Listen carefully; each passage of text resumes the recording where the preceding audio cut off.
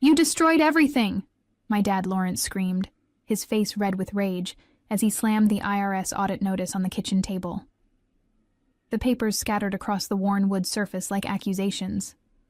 7 years, Melody. 7 years of fighting this mess because you couldn't handle simple bookkeeping. I sat there, stunned, watching my father's anger burn through our Seattle home like wildfire. My sister Cordelia stood beside him, her arms crossed, shaking her head in that disappointed way that had become all too familiar. The Christmas decorations still hung from last week's gathering, but the festive atmosphere had long since died. My name is Melody Harrison, and I'm 35 years old.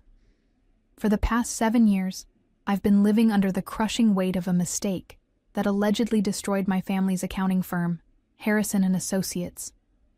Every family dinner, every holiday, every phone call has been a reminder of how I supposedly ruined everything we'd built together.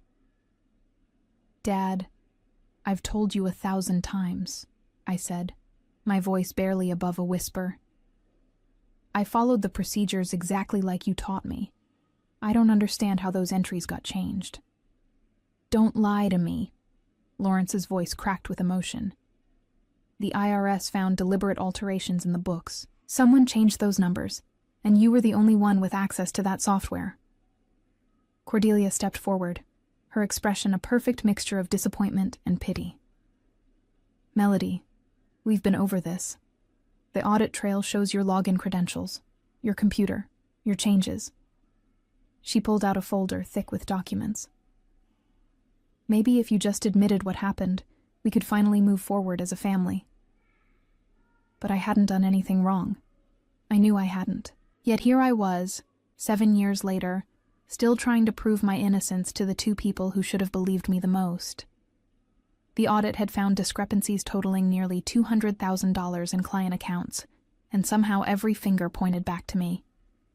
I've paid back every penny of those penalties, I said, feeling tears sting my eyes. I've covered the legal fees, the settlements, everything. What more do you want from me?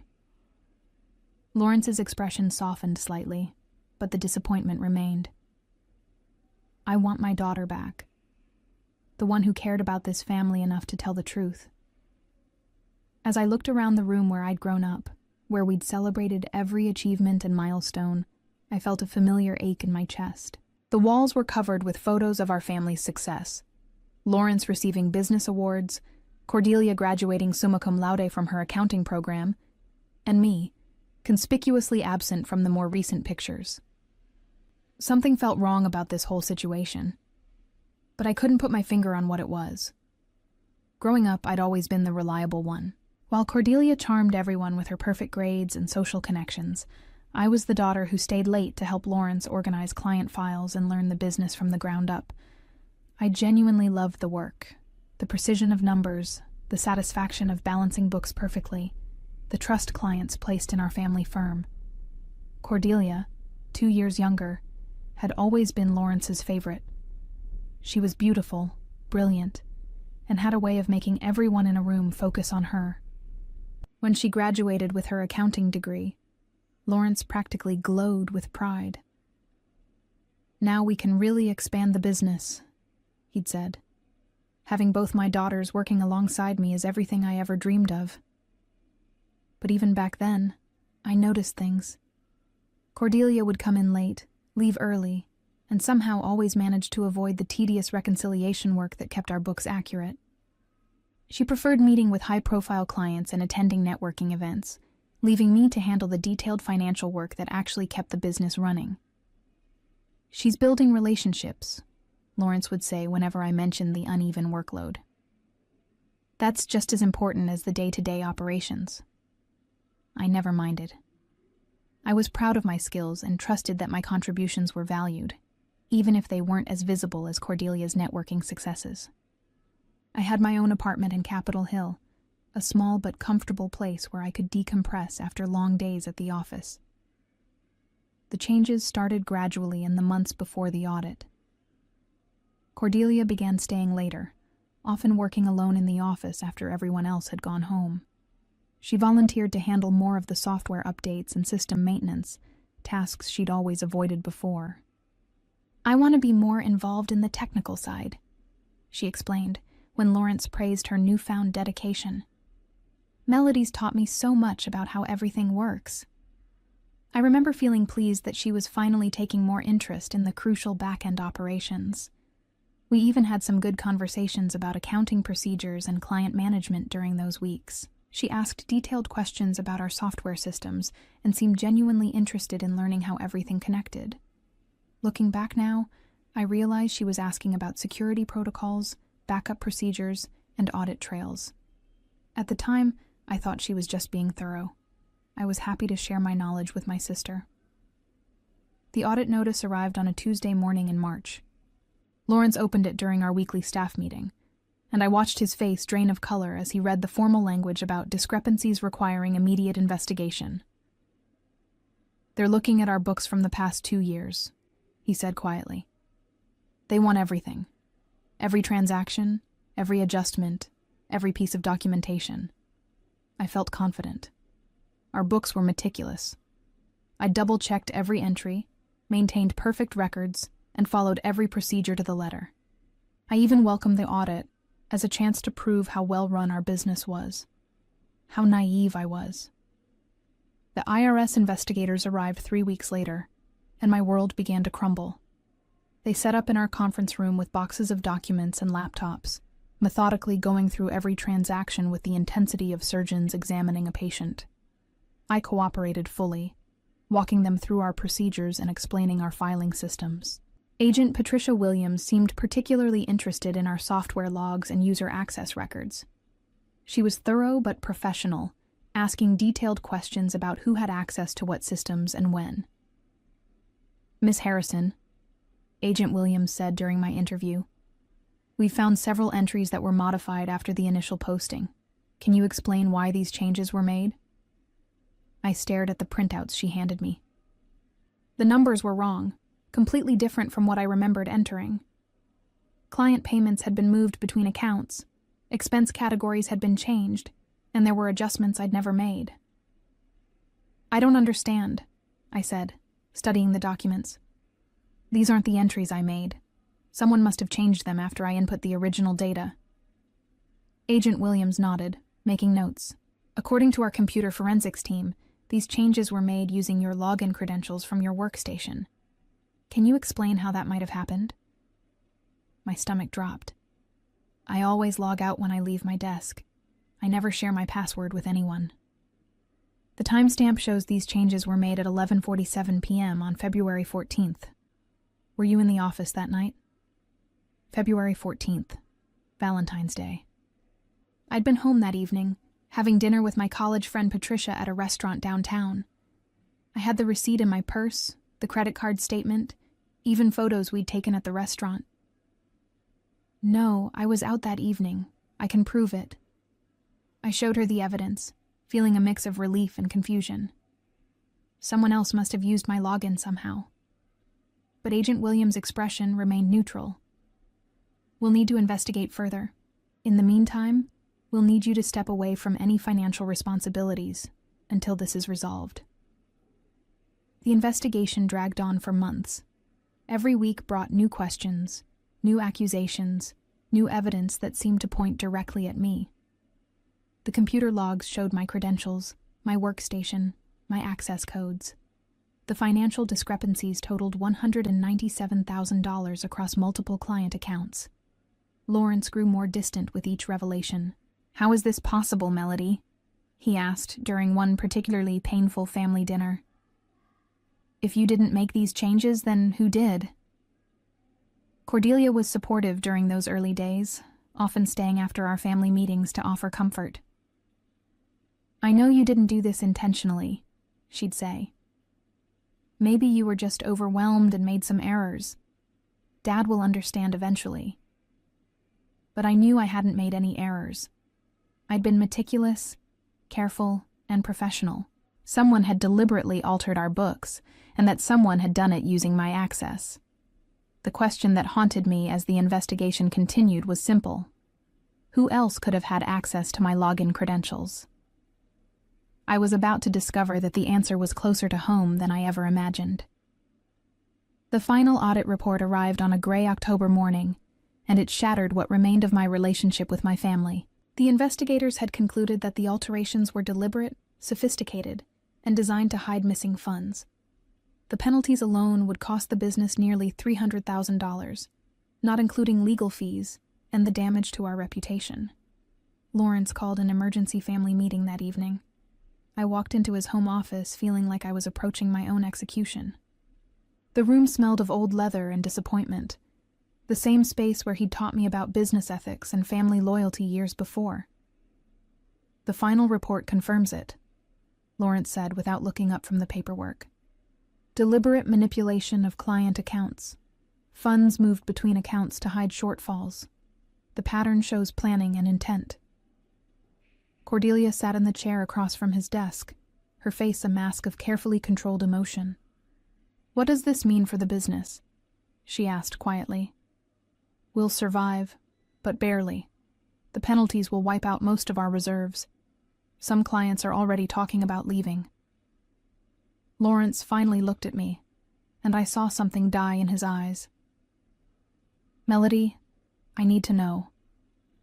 Did you take money from client accounts?" The accusation hit me like a physical blow.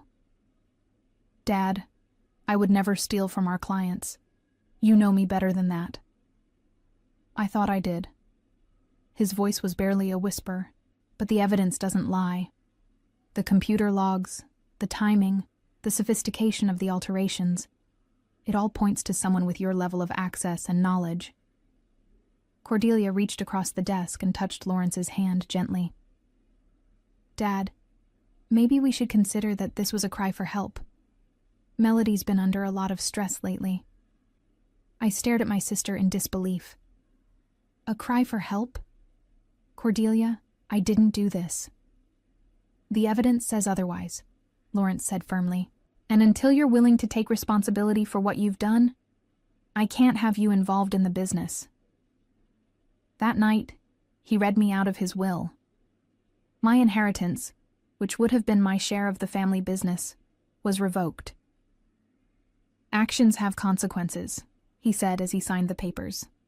"When you're ready to tell the truth, we can talk about rebuilding trust." Over the following months, the financial pressure became crushing. The business couldn't afford to pay the penalties, so I voluntarily took on the debt. I refinanced my apartment, took out personal loans, and started working freelance accounting jobs to generate enough income to cover the payments. Every month, I sent checks to cover the legal fees, audit penalties, and business loans. Every month, I felt the weight of guilt and confusion pressing down on me like a stone. My family gatherings became exercises in public shame, with Lawrence and Cordelia treating me like a criminal who hadn't yet confessed. "We appreciate what you're doing to make this right," Cordelia would say in front of other family members, her voice dripping with false compassion. "It takes courage to face the consequences of your mistakes." But I hadn't made any mistakes. I knew that with absolute certainty, even as everyone around me insisted otherwise. The problem was proving it. I started keeping detailed records of every payment I made, every sacrifice I endured, every humiliation I suffered. If I was going to bear this burden, I wanted documentation of exactly what it cost me. The file grew thick with receipts, bank statements, and copies of checks totaling over $200,000 in penalties and fees. The worst part wasn't the money, it was the isolation. Friends started treating me differently when word spread about the audit. Professional contacts became distant. Even casual acquaintances seemed to look at me with suspicion, as if financial fraud was contagious. I found myself working longer hours, partly to pay the bills and partly to avoid the judgmental looks and whispered conversations. My world had shrunk to my small apartment, my freelance clients, and the monthly ritual of writing checks to cover my supposed crimes. But late at night, when the bills were paid and the apartment was quiet, I couldn't shake the feeling that something fundamental was wrong with the whole situation. 2 years into my exile from the family business, I began to notice patterns that didn't make sense. While I struggled to cover the audit penalties and legal fees, Cordelia seemed to be thriving. She'd moved into a luxury apartment in downtown Seattle, started driving a brand new BMW, and had taken several expensive vacations that she documented extensively on social media. Business consulting is really taking off, she explained when I asked about her obvious prosperity during one awkward family dinner. I've been helping other accounting firms improve their security and compliance procedures. The irony wasn't lost on me. My sister was building a career on the back of our family's audit disaster, positioning herself as an expert on the very problems that had supposedly been my fault. She spoke at industry conferences about preventing internal fraud and identifying warning signs of employee misconduct. Lawrence beamed with pride when she showed us articles featuring her expertise. "At least something good came out of this mess," he said, carefully not looking at me. "Cordelia's really made a name for herself." I forced myself to smile and offer congratulations, but something twisted in my stomach. While I worked 60-hour weeks to pay for penalties I didn't incur, my sister was profiting from our family's reputation crisis. The breaking point came during Thanksgiving dinner that year. We were gathered around Lawrence's dining room table, the same table where we'd celebrated business successes and family milestones for decades. The conversation turned to Cordelia's latest consulting contract, a prestigious engagement with a major accounting firm in San Francisco.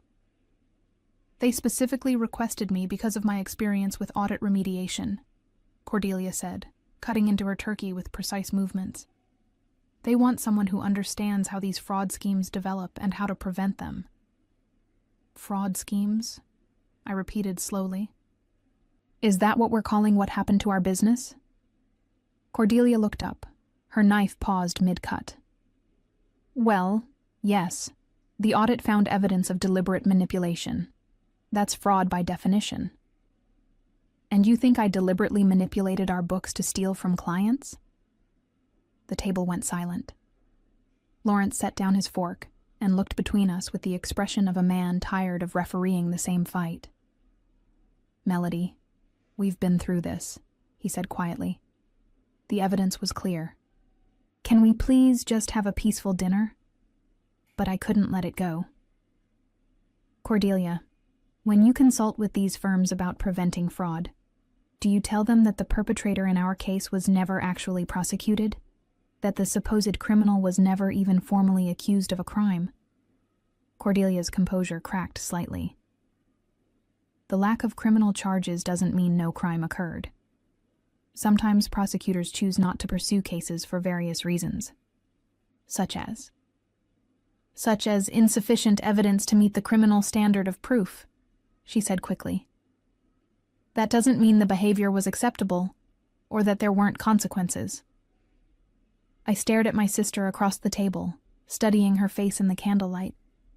Something in her tone, in the way she'd answered so quickly and specifically, triggered a memory. During the audit, she'd demonstrated an unusual knowledge of legal standards and prosecution guidelines for financial crimes. At the time, I'd assumed she was just researching to better understand our situation. Now I wondered if there was another explanation. "You seem to know a lot about criminal prosecution standards," I said carefully. "Have you been researching this topic extensively?" Cordelia's hand tightened on her knife. "Of course I have. Our family business was nearly destroyed. I wanted to understand exactly what happened and how to prevent it from happening again." The conversation moved on, but I couldn't stop thinking about her reaction. That night, I made a decision that would change everything. I started my investigation the next morning, driven by an intuition I could no longer ignore. If someone had used my login credentials to alter our books, they would have needed detailed knowledge of our systems, access to the office, and familiarity with accounting procedures sophisticated enough to fool an IRS audit. The list of people with that combination of knowledge and opportunity was very short. I contacted our former IT consultant, Trevor Yamamoto, who had helped us set up our computer systems. Over coffee at a downtown cafe, I asked him about security protocols and user access logs. "The thing about your old system," Trevor said, stirring sugar into his latte, "is that it kept much more detailed logs than most people realized. Every keystroke, every mouse click, every file access was recorded with timestamps and location data. Location data? IP addresses, machine identifiers, even physical location if the computer had GPS capabilities. The audit team probably only looked at the basic login information, but there would have been much more detailed data available. My heart raced. Would that data still exist? Depends on the backup procedures. Most firms keep archived logs for at least 7 years for compliance purposes. You'd need administrative access to retrieve them, though. I spent the next week researching data recovery and forensic analysis procedures. What I learned was both encouraging and frustrating.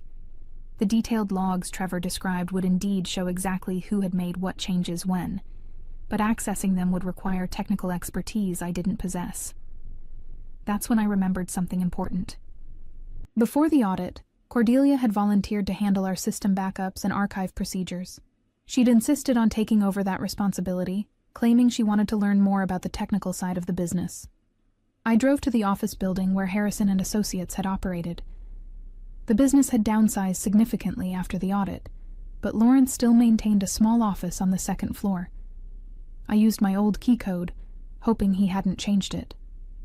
The office was quiet and dimly lit. Most of our old equipment was gone, but I knew Lawrence kept financial records and backup drives in the fireproof safe behind his desk. If the detailed system logs still existed, they would be there. I found boxes of backup drives dating back 8 years. Each was carefully labeled with dates and system identifiers. My hands shook as I located the drives covering the period when the fraudulent entries had been made. Using a laptop I'd brought, I began searching through archived files. The technical data was overwhelming, thousands of entries showing every interaction with our accounting system. But slowly, patterns began to emerge. The fraudulent entries had indeed been made using my login credentials. But according to the detailed logs Trevor had described, they'd been made from Cordelia's computer, using her IP address, from her physical location in the office. I stared at the screen, hardly believing what I was seeing. The timestamp showed that someone had used my login from Cordelia's workstation during evening hours when I could prove I was elsewhere. More importantly, the logs showed that Cordelia's credentials had been used to access my password file several days before each fraudulent entry. She had stolen my login information, used it to make the alterations, and then covered her tracks by deleting the obvious evidence while preserving plausible deniability. But there was more. Hidden in a folder marked Personal Backup, I found something that made my blood freeze. It was an email draft, never sent, dated 3 days before the audit notice arrived. The subject line read, Contingency Plan, M Investigation. I opened the file with trembling fingers and read the most devastating betrayal of my life. The email was addressed to no one, clearly a draft that Cordelia had written but never intended to send. It was a detailed plan for handling the upcoming audit and ensuring that I would take the blame for her alterations to our books. The changes I made to client accounts should be discovered within the next few weeks, the email began. I've been careful to use Melody's login credentials for every alteration, and I've deleted the obvious traces from the system logs. When the investigation begins, the evidence will point directly to her. I read the words 3 times before their full meaning sank in. My sister had deliberately sabotaged our family business and systematically framed me for her crimes. But it got worse. Melody's personality works in my favor, the email continued. She's always been the responsible one, the one who takes blame even when it's not deserved. She'll accept guilt for these changes, because she can't imagine that her own sister would betray her so completely. The clinical detachment in her tone was almost worse than the betrayal itself. She had studied my character, identified my weaknesses, and exploited them with surgical precision. The key will be maintaining sympathy for her, while supporting Dad's disappointment. I need to appear loyal to family while letting her dig herself deeper into guilt and isolation. The consulting opportunities from this audit scandal should be worth at least $500,000 over the next 3 years. My hands shook as I printed multiple copies of the email. This wasn't just fraud, it was conspiracy, calculated destruction of family bonds for financial gain. Cordelia had stolen money, destroyed our business, and ruined my reputation, because she saw an opportunity to profit from our family's crisis.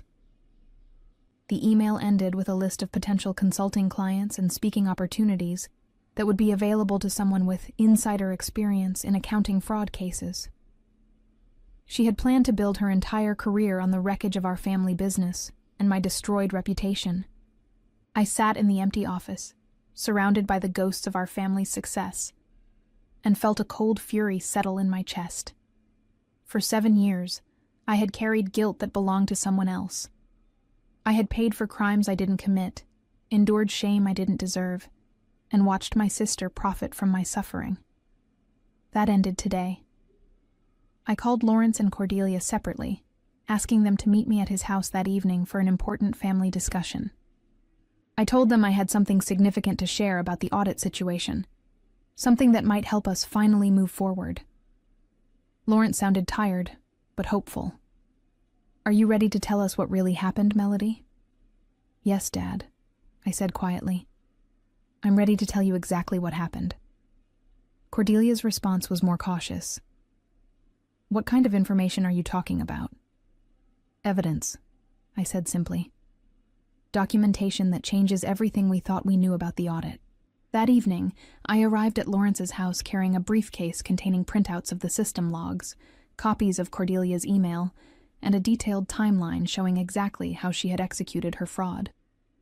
I had also prepared a comprehensive financial analysis showing how my payments over the years had exceeded the actual penalties by more than $50,000.